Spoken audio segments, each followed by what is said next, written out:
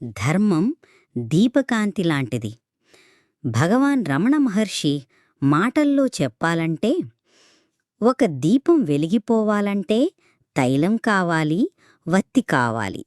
కానీ ముఖ్యంగా అలజడి లేని స్థిరత కావాలి. మనసు ఆ వత్తిలాంటిది. ఆత్మ విచారణ తైలంలాంటిది.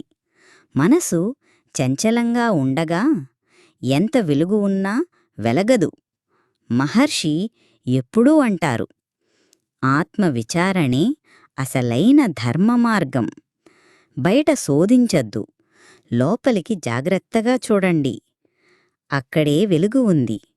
అది వెలిగితే బాహ్యధర్మాలన్నీ సహజంగానే అనుసరించబడతాయి. అలాగే ఉండండి, స్థిరంగా, ప్రశాంతంగా, తన ఆత్మస్వరూపాన్ని తెలుసుకునే దీపంలా. ఇదే ధర్మమార్గం. సర్వం శ్రీ రమణార్పణమస్తు.